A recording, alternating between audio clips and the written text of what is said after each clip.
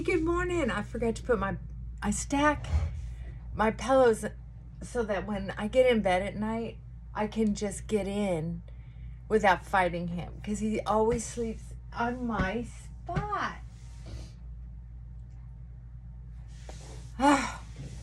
Can't have anything nice. Good morning. So I was up late watching the whole day of news coverage on the inaugurations, the different events for inauguration. What? Come here. You're so far away. Come here, baby. So anyway, what a show. Oh my God. It's the first time I've ever seen a whole day of inauguration events. It was something to see. Frankie, stop. Oh, when he uses that high-pitched whining, I guess it's because he's jealous that I'm putting my attention. Come here,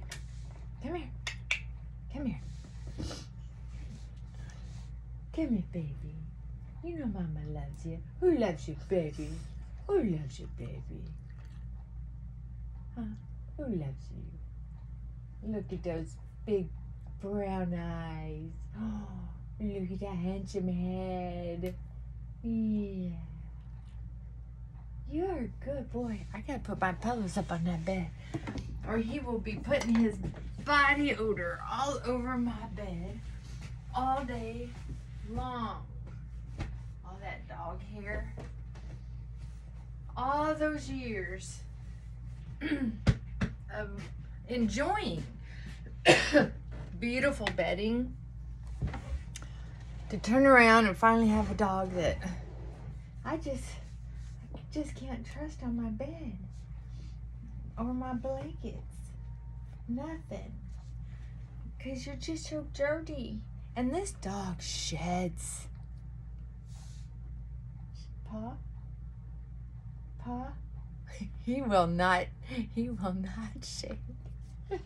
Pa? But I got one of those gizmos where when he comes in with muddy feet, it's like a tall cup with a scrubber on the inside, and you put their paw in it and kind of go up and down.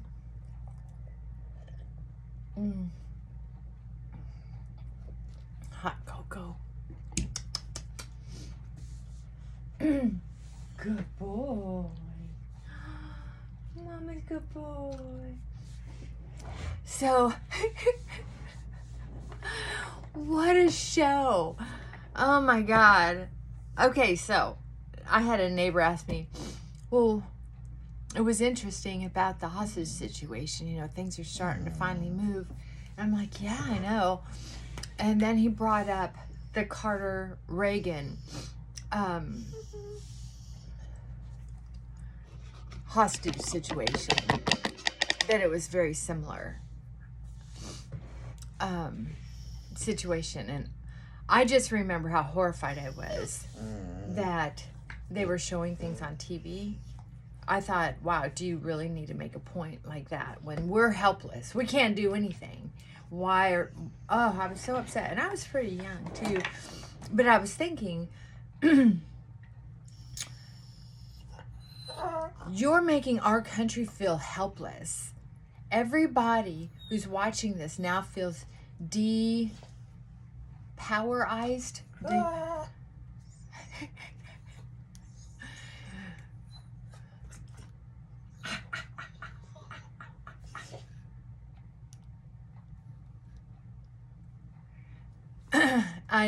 Men demasculated and women victimized at a very, even if it was just a very low rate. I know it affected me.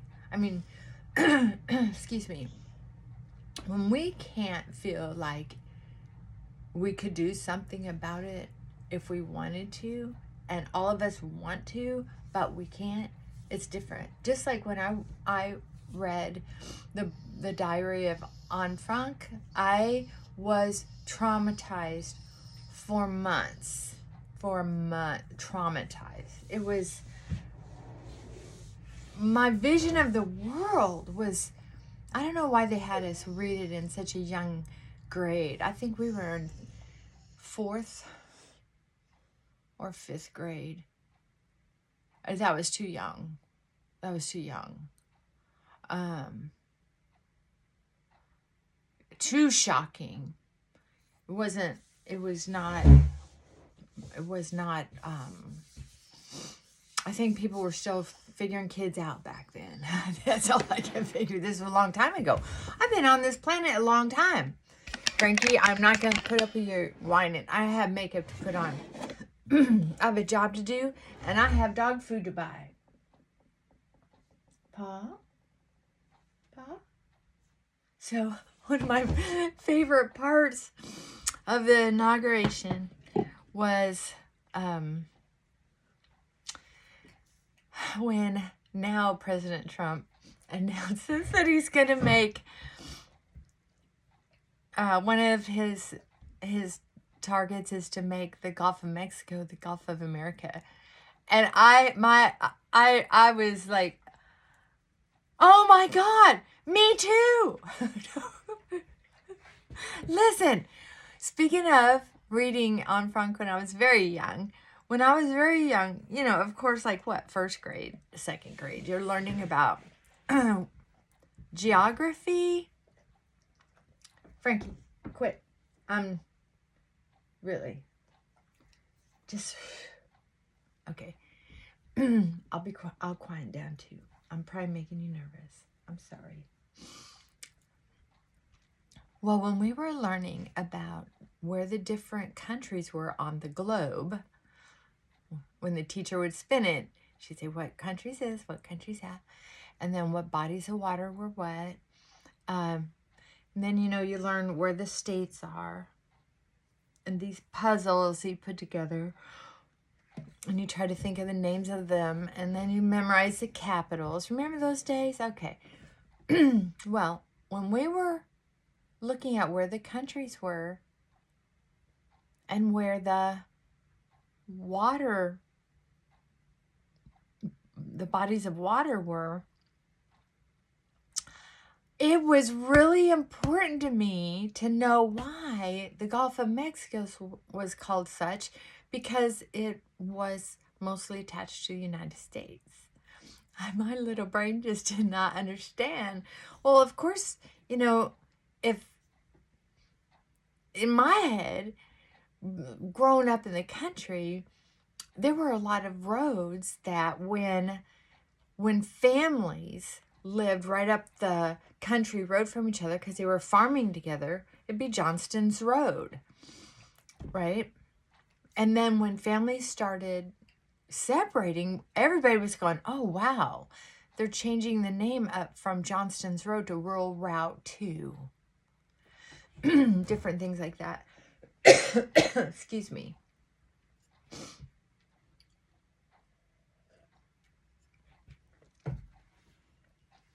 Or they'd build a new bridge that's has more stamina than the old country bridges. And then they would name that road, Smith Bridge Road, or the bridge would be Smith Bridge. So they would change it to Smith Drive or Road or whatever. I don't know, but you get my drift. So I thought, well, Mexico might be older than America, but once America won and is now, on that water, it should be theirs then. I don't know. So when he mentioned that was always one of my childhood wonders. Oh, you're such a good boy, Pa. Good boy. I love you. So I was cracking up, but they show this picture of Hillary just laughing about it, and some other people were getting excited about it, and I thought, well, they must feel the same way I do. Like, oh my God, that is so cute. Maybe they just have a great sense of humor, like I do. I kind of do. Oh my God, I was glued to the TV most of the day that I wasn't working. In between clients, in between any household chore, I have this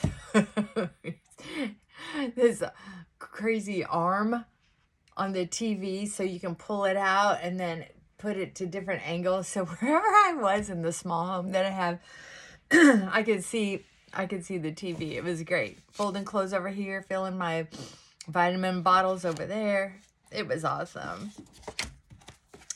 It was fun to have something interesting and different on TV. I mean, it was so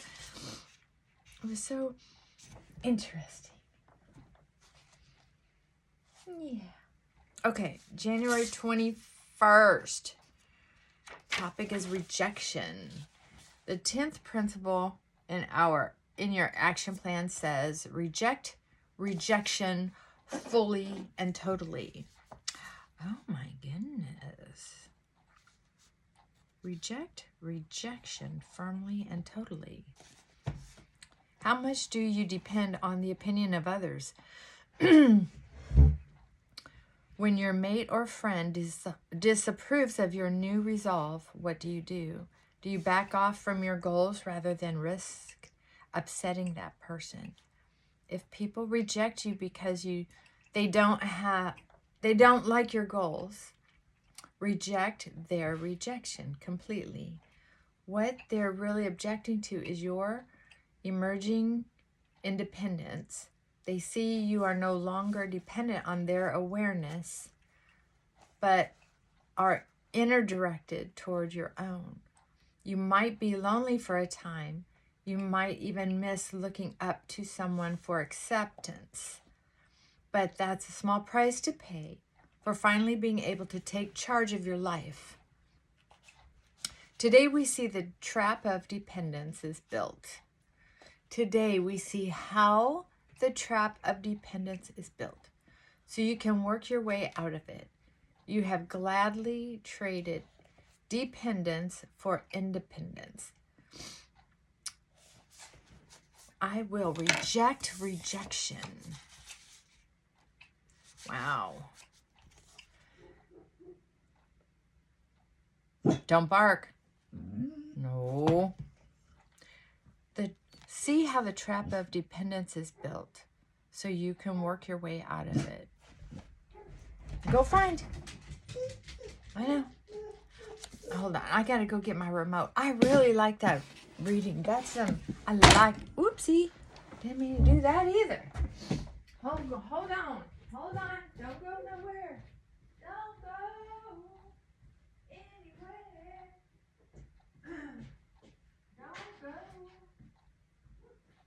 I'm on my way back. I found it. I don't hardly need it. I don't need this remote anymore, hardly, to whistle him back in, because it doesn't take him long and he misses me and he comes back. But I do like it handy on hand, because sometimes he gets locked into barking and just can't seem to stop himself. Okay, so there are people who are so good at wooing us, or let me stay there, that when they start showing their true colors, we're still in love with the imitation. We're still hooked on the first person. If you could hear how many times I hear this, especially from women, but occasionally from men, where she'll say, I just want the guy I first met. Or he'll say, she was so sweet when I first met her, so considerate. Well, the truth is that very seldom do you get to know the whole person in the first few times you meet, especially if you meet within, have several meetings within the first few weeks. that person is usually the interview person. So when you go for an interview, how many of you are relaxed enough to use an absolutely normal tone in your voice,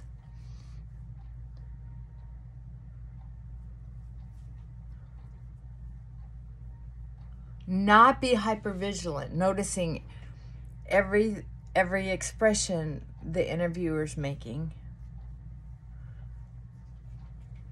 so nervous you can barely hear the questions they're asking, let alone analyze the question, wonder what they mean by that question, and then select an answer that sounds reasonable. There are some people, believe it or not, who are able to do that. They were raised in a safe, secure environment where they can have a conversation of questioning and answering. Frankie! Good boy. Hi. Okay, jump. Let's go. Let's go. Come on. Well, a lot of people are like that when they first meet somebody. When they first meet somebody, they're bringing their best foot forward. They've got their interview brain on. So they're thinking, how can I say something that this person is going to like? So they switch into being an interviewee, sort of. So everything you say or do, they're responding to in high definition very quickly. So especially if they see you as good looking, if they see you as having money or power, position, they're going to have answers to tap into or and behaviors. Little,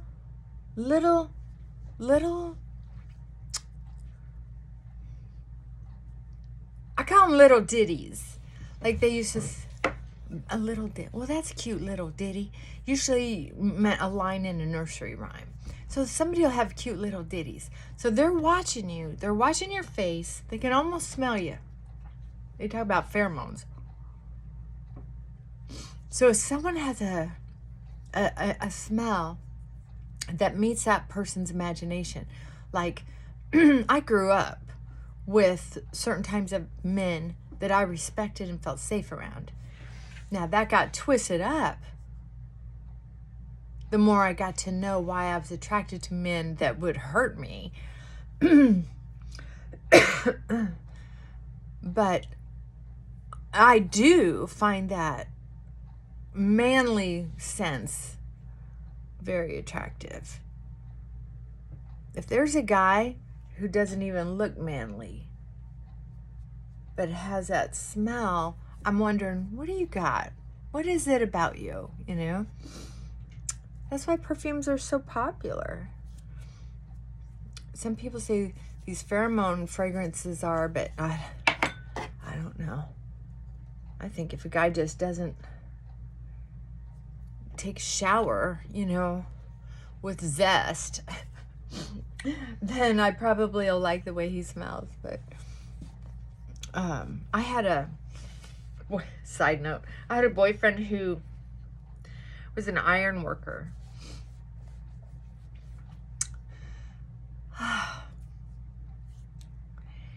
I'm not thinking about him sexually. I'm saying even as a mother, it'd be like, that is a beautiful boy.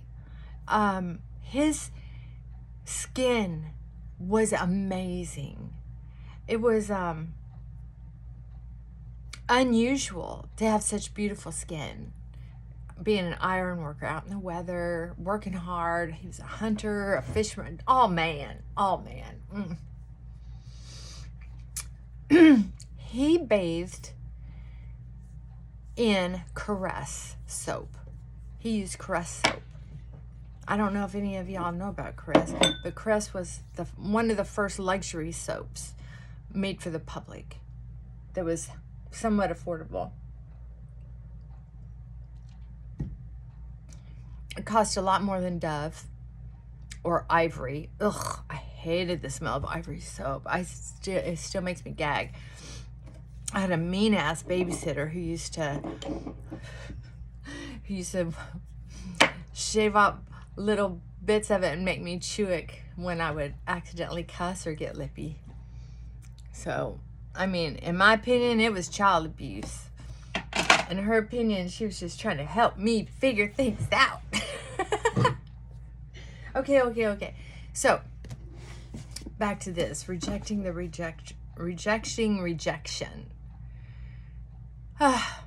So, we spend a lot of time wondering why now that person who was so sweet to us is putting us down, is nitpicking us, is trying to change us, who you're just sure used to think it was cute when you would accidentally say a word wrong. And now they're rolling their eyes and be like, can I trust you in public? Kind of attitude, right? So, trying to figure that out can be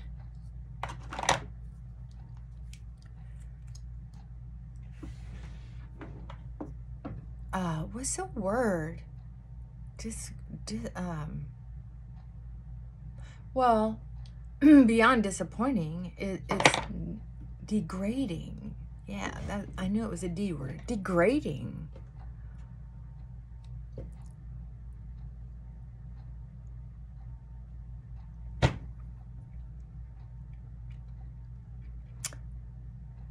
And the reason they were sweet and nice to you is because they saw something in you. It's just not what they were pretending they saw in you. They pretended they saw how adorable you are or how handsome and strong you are so they could get what they wanted from you, some kind of safety and security.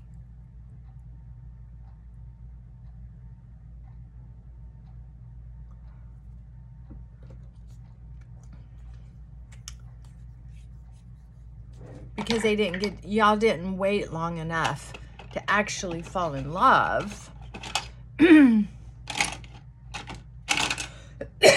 Excuse me. Dang, I'm gonna have to take an allergy pill today, I guess. Makes me mad. I don't want to. Okay, so here you are. Now, because you think this person is supposed to be in love with you, or love you, or at least be fond of you, but instead, they're putting you down. So it is very difficult to not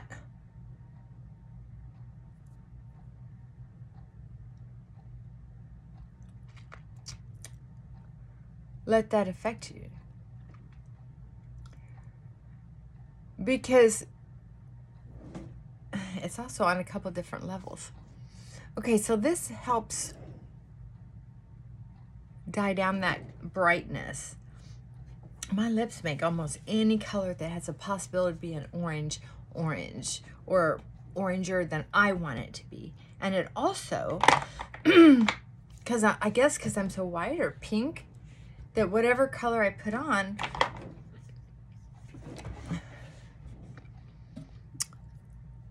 is brighter than I want it to be. See, I like my colors a duller color.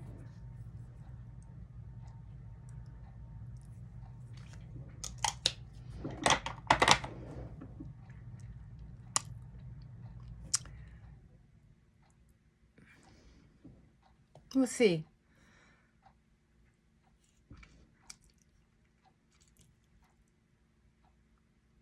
I love this color. It's just, it takes me 3 lipsticks to get it. Oh well, whatever. I used, sorry. I used this lipstick for blush yesterday and it worked out really well all day long.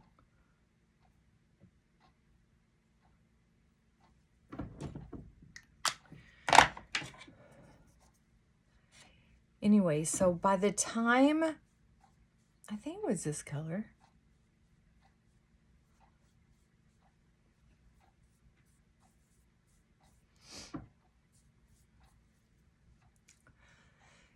So by the time it starts going from surprise or shock to how did this happen? What did I do?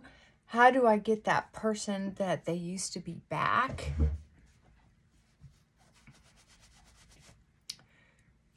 It's too late.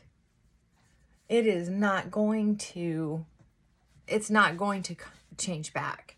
Anybody who has the guts to put you down for something they used to say was adorable or cute or what have you, there's something inside their head that allows them to woo you in and then snip you.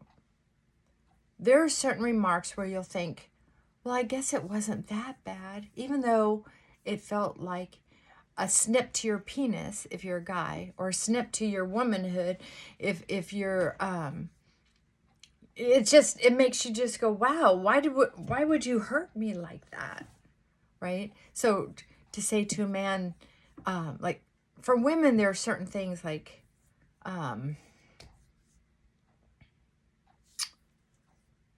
saying, like, and that's one of mine, but it's very common. There are a lot of women who missay words, and people say, I had a guy I had a crush on once. He said, you know what?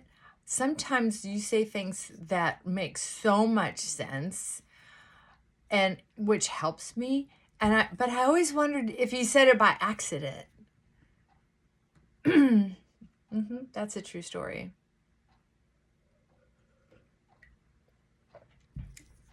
That hurt my feelings for so long.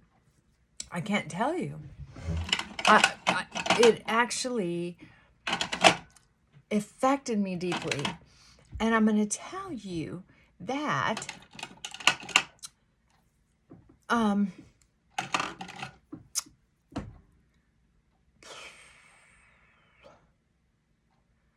the time I spent questioning why he felt like he could say something, why he would say something like that to me, what made me look like I was too stupid to have intelligent ideas.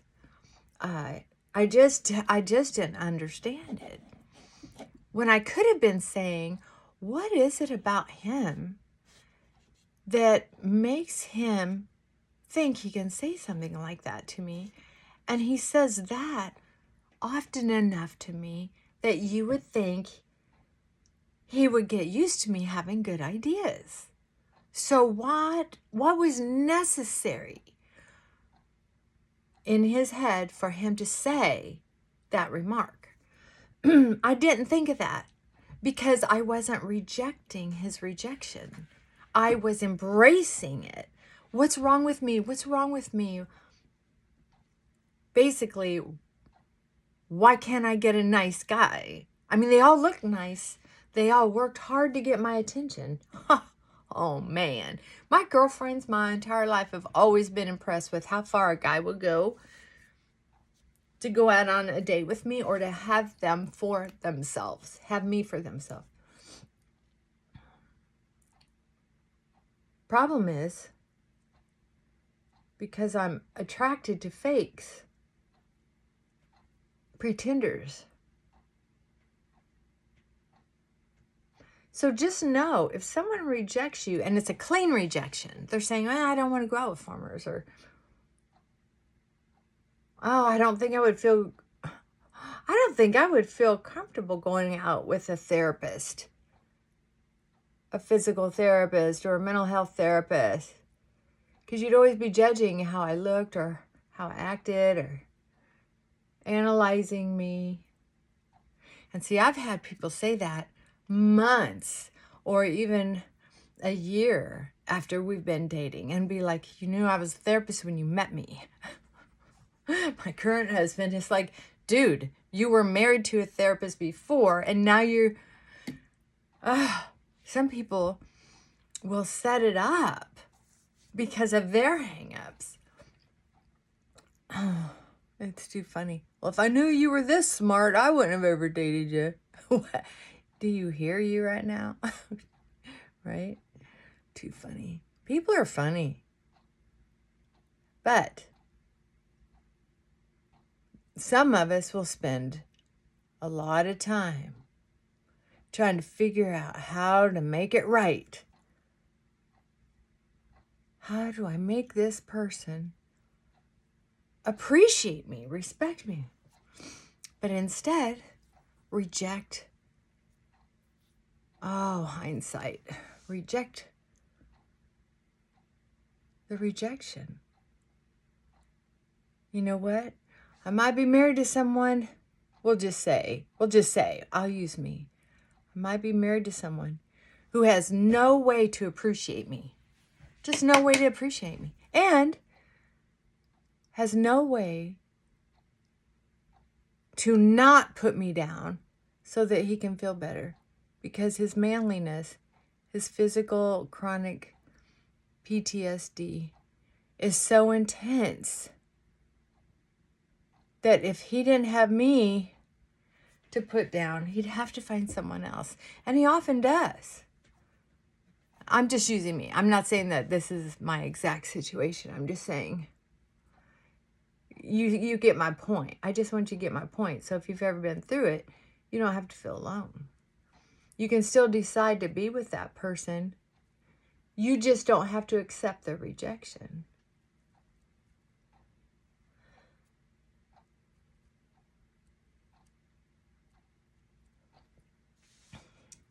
There's a difference. See, a lot of people, a lot of therapists don't accept this, that just because their client does not want to leave their mate, it doesn't mean there's something wrong with that person.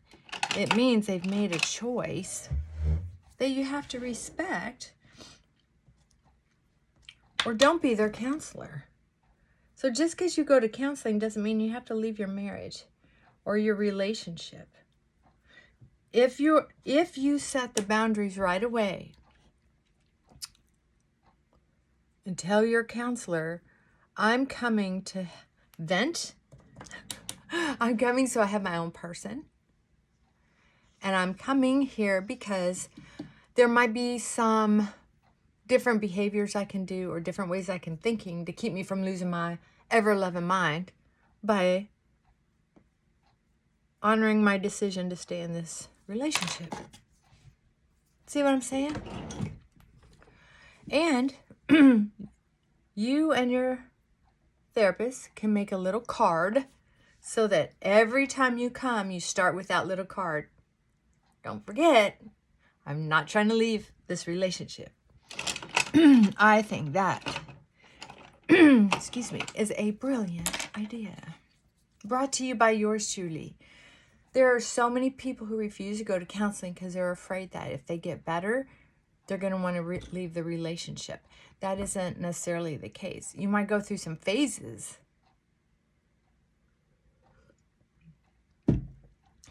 where you start wondering, could I do better? But the answer is seldom yes. Why? Because attachment styles are hard to change. You can go out and experiment with it. Especially if you have a way. If you have a way to support yourself, you have a way to feel safe with or without that person. Keep experimenting. That's what life is about, as far as I'm concerned. Go ahead. But if you're afraid of the outside world, and you've been afraid for a long time, and that's how you chose this relationship, but now you're not afraid anymore and you want to spread your wings and experiment, I say go for it. That's what I did over and over again until I realized I kept picking the same guy over and over again. They look different.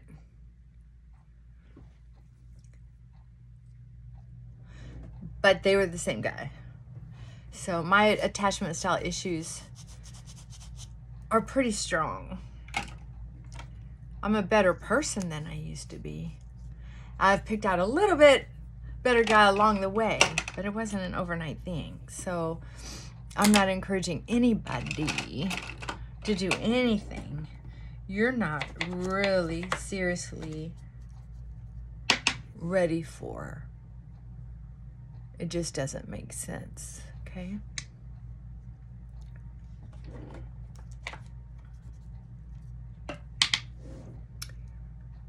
It would not make sense.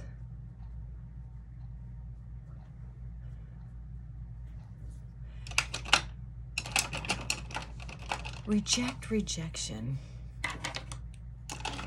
There's also, you might be able to relate to this too. I found this very interesting. I was really trying to live up to my new expectations, and there were some boundaries that I had put up for myself so that I wouldn't slide down the hill, so it wouldn't start that strong momentum of messing up. Well, what happened was I would mess up. Okay, we'll just say, for instance, I used to go dancing with my friends, my coworkers, after work, almost every day. We would go down to the steeplechase because they had a band Mondays, Wednesdays, Fridays, and Saturdays, or Thursday, Fridays, Saturdays. I don't remember what it was, but back in the day, there were live bands all the time at bars. I mean, you hardly had a large, especially a large bar, without having live bands. That just didn't happen. And Galesburg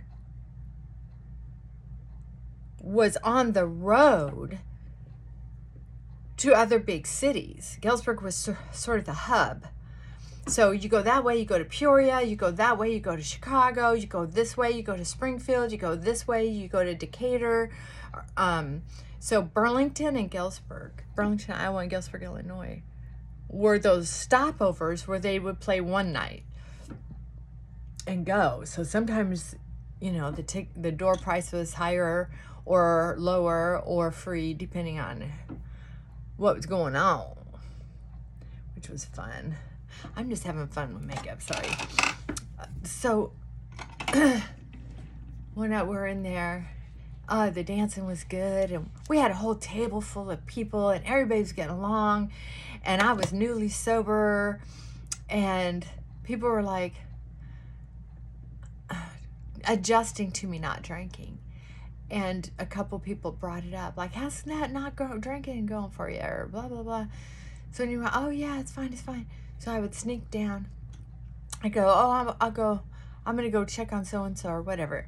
Or I was going to go get them drinks. Or tell the waiter to come down because they wanted drinks and I wanted another Pepsi. I don't know what the deal was, but I went down on the other side of the tavern, the saloon, Steeplechase Saloon, and I'd order 3 shots and stand right there, slam them, and then go back.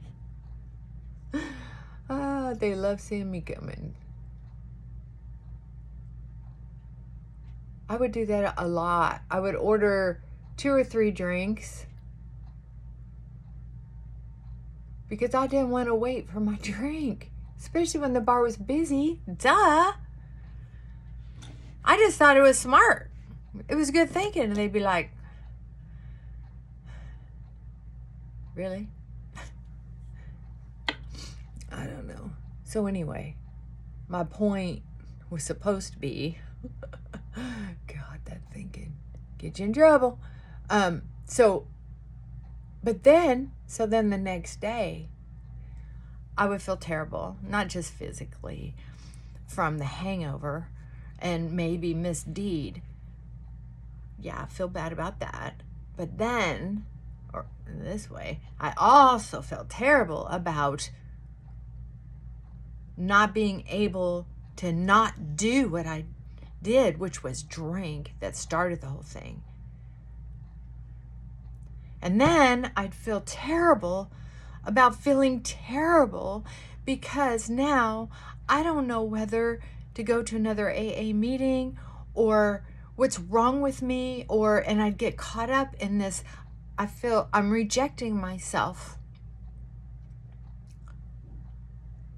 in a cycle. Rejection, rejection, rejection, rejection.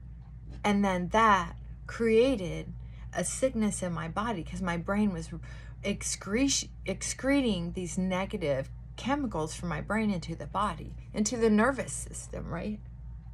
So to speak. I don't know.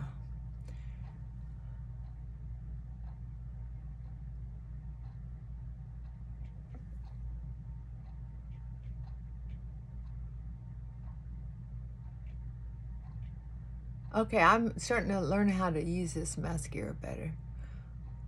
My sister, years ago, I remember the first time I ever noticed a guy in person, other than someone in the band, wearing eyeliner and mascara. And she dated this guy who had eyeliner and mascara on almost every single day, regardless of what we were doing. He was very connected, wealthy shyster. He was a shyster.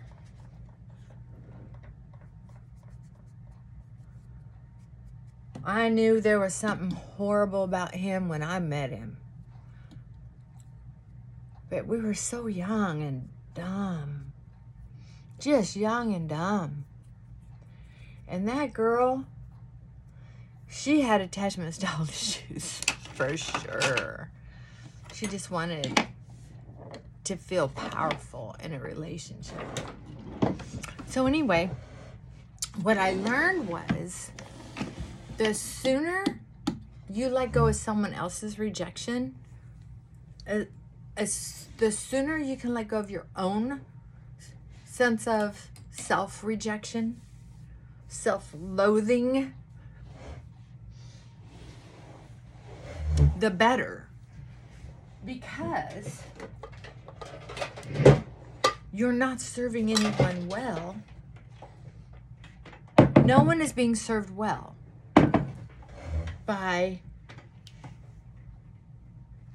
you treating yourself like that. And if someone else is treating you like that, then you have to figure out, what's it going to take for you to just say nothing or say something like, well, I hate that you have that opinion of me. Because I think I'm a fairly smart person, regardless of whether I say things wrong or not. See, the problem was I didn't know I had dyslexia for years. I didn't know that. Sure did not. I've only known it for like maybe the last 20 years, 15 years. Because it didn't used to be really a thing. They just thought you were... It was hard for you to learn. Kind of like you were slow. This isn't... I didn't place it right. If you don't place this right, in the right wave,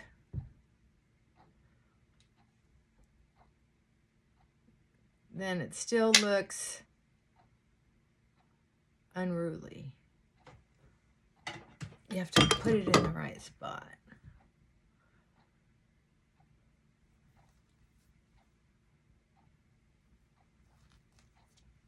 Okay. All right. So what else is going on I could tell you about? Because I like your company when I'm getting ready. I love your comments. I don't care if you subscribe or not. I love a comment. It's a way for us to not feel so disconnected from other humans. Because some of us, I don't socialize that much. I really don't. I don't have time for it. And there are a lot of people out there who are just messy. And the truth is, I don't mind if we have different philosophies, different ideals, different politics, different styles, different incomes. I don't mind about all that. But there are a lot of people who do.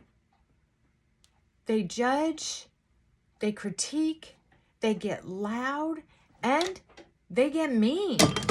And I just, oh my goodness. I had this lady friend. She's a new friend. She was like, "Oh, I'm sorry I was so loud and repetitive." I'm like, "It's okay, because you're going through something." I mean, she got treated really rudely at the airport.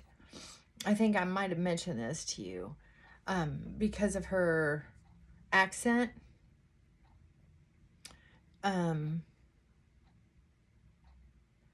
So it was a racist thing, and trying to make a point that her being from another country, she should go back to the country she came from, that kind of thing. She was very winded. I'm like, that's okay. It's just, between you and me, there are some people who it's not just about having a bad day. They just want to be able to yell over you and not talk back and forth, not have a conversation back and forth.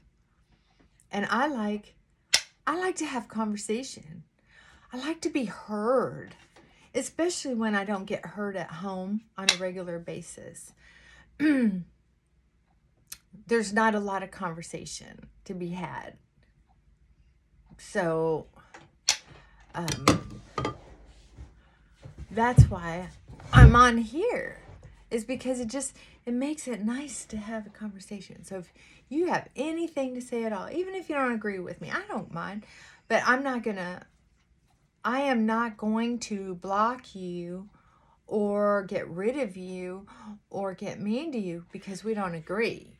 If we don't agree, I'm just trying to figure it out. I remember when I first started here, there was a lady named, believe it or not, Karen. Her name was Karen. And evidently, I think it was Karen or Carol. Not my Carol that checks in here every once in a while, which I miss. But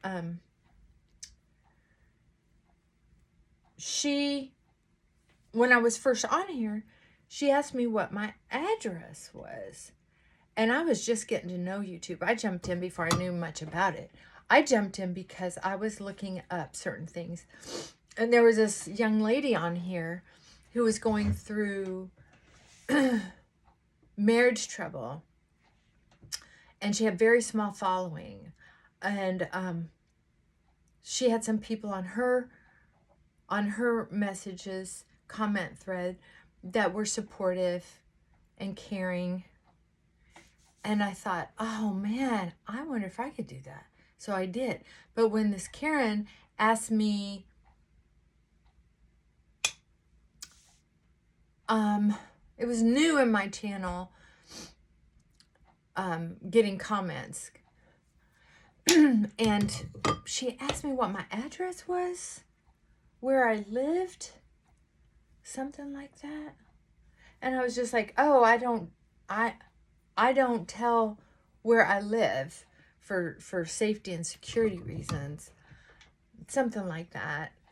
And she got defensive and said, well, I'm not trying to get in your business. I was just trying to be friendly. And I'm like, well, I don't know, I don't know how to answer questions like that because I'm kind of new at it. And a couple other people chimed in and said, yeah, I understand, but you can always block people if they make you feel uncomfortable. And you can just say about what part of the country you're in, or if you're in the United States, or you know, you can be vague about it. Don't give your home address. Say what city or state you're in is fine.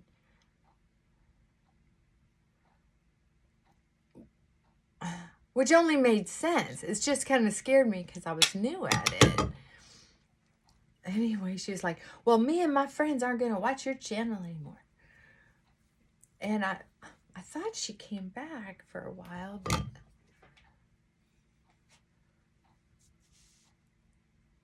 I like it. I like it when we can work things out together. Because we were both being sensitive, in my opinion. We were both being, you know, it's easy to misunderstand each other in texting.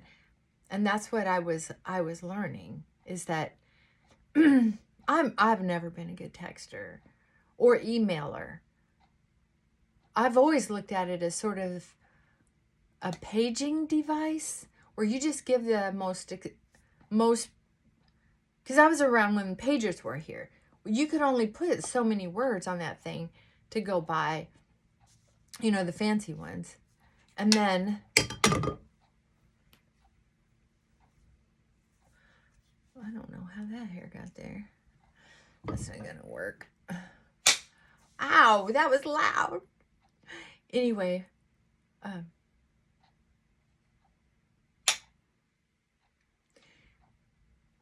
I like working things out. We don't have to get along on everything. And it's a way for me to work on my relationship skills, you know? It's a way to recognize then who's rejecting who. Is it you rejecting you? Is it someone else rejecting you? And then you're rejecting you? Or they're rejecting you, you're rejecting you, then you reject them, or you're just rejecting them because they rejected you.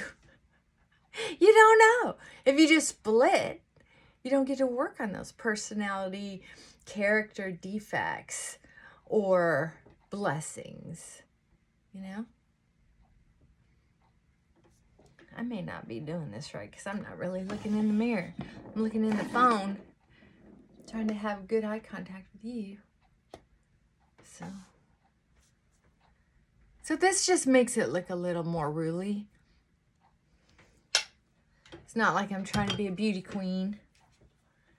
That's for sure. Just see how that goes. Got a few minutes.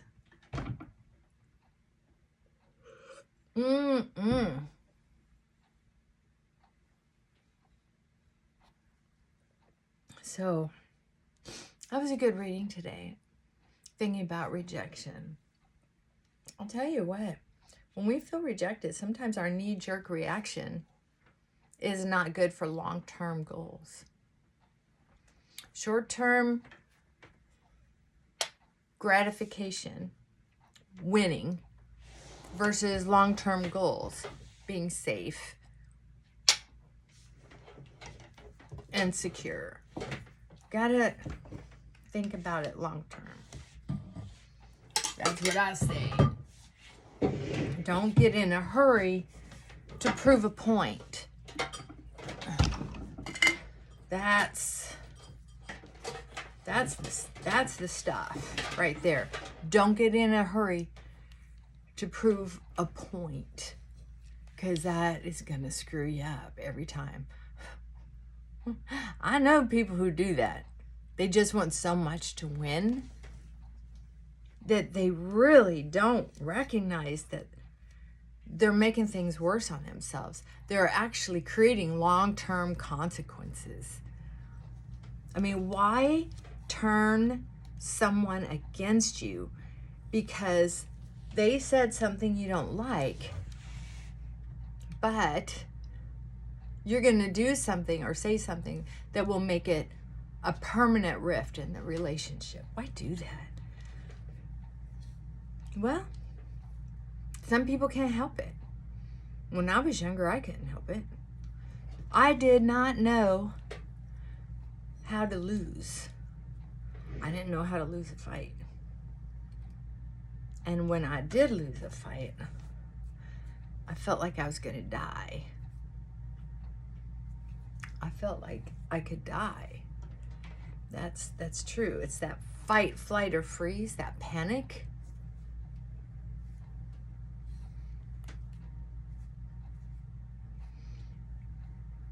It doesn't make sense, but it's there.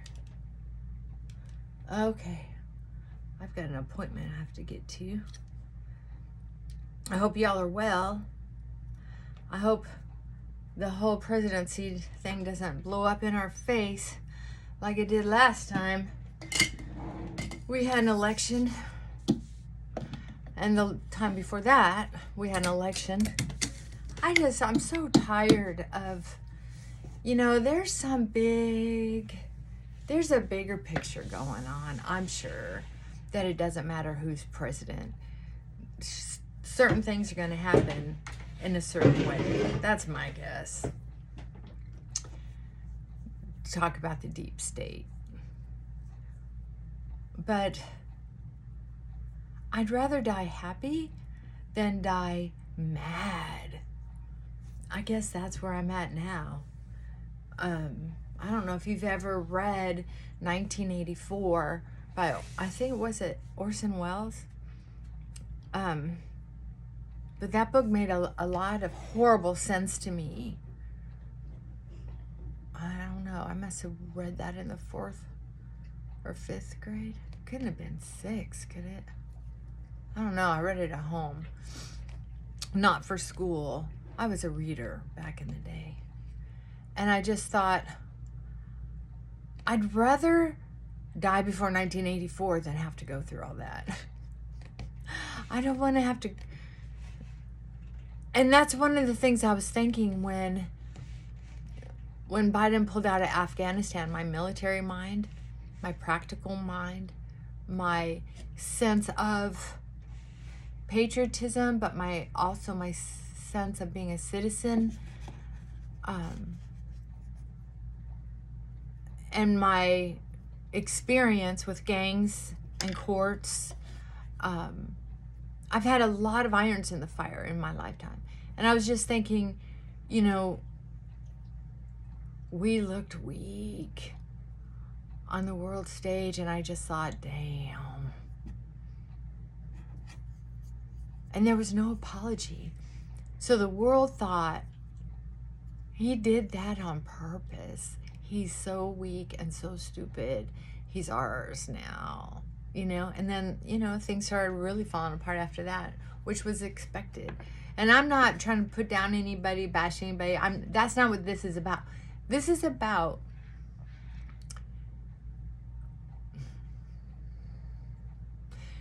our internal fears and motivations keep us in certain relationships. And it's nobody's business whether we stay in relationships that hurt us. It's, am I willing to be in a relationship that hurts me in a different way? Sometimes it's like, are you jumping out of the fire into the frying pan, or from the fire pan to another fire pan? So, and how much time are you going to spend beating yourself up trying to figure it out? There's a difference between trying to figure it out and beating yourself up. Don't beat yourself up. Just get into the math. Does this look like a good equation? Is this math adding up that the chances are fairly high that things might get better? Right? That's it. I don't know. I think I talked myself in a circle. But I hope y'all are having a good day. And